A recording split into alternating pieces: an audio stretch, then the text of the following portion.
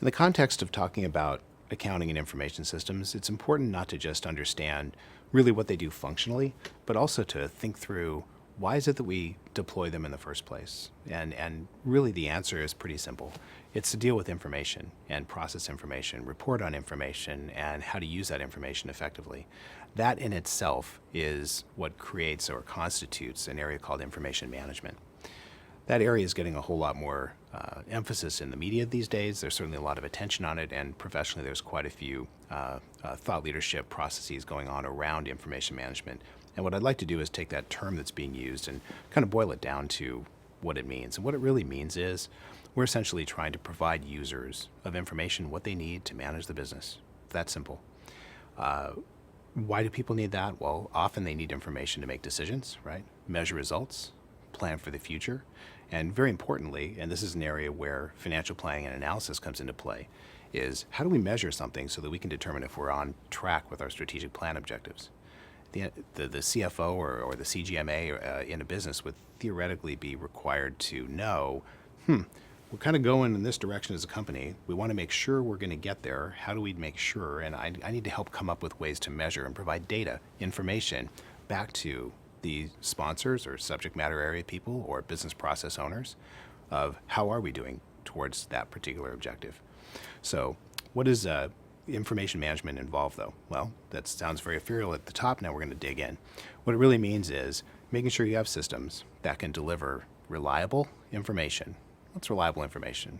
Well, reliable information can essentially be defined as data that came from a system that is providing process integrity around what it's supposed to process for you so that the results of that system are giving you information that is reliable, and it has to be timely.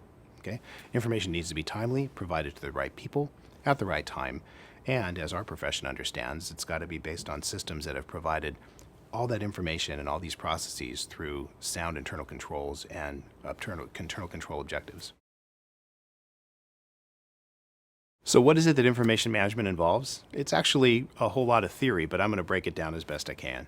It really comes down to providing reliable information, timely to the right people at the in the right way to make decisions with, and coming from systems that provide particularly strong internal controls.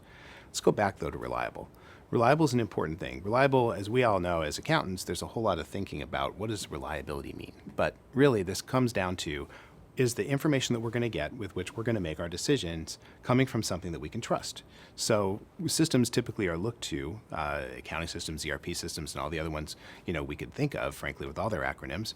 It comes down to, is it processing the information that we put in as inputs in a way that we expect the outputs to be of a certain manner? Okay, so if we did something like process an accounts payable voucher for $1,000, well, it better be that we end up having a voucher recorded in the accounts payable module for $1,000, and we're going to cut a check for $1,000, not $10,000. So something reliable, as again, a basic example, but if I'm making decisions, I want to make sure I'm making decisions based on things that I can trust and really not just take for granted, frankly, that are being done in such a way that I just assume the system's doing what it's supposed to do.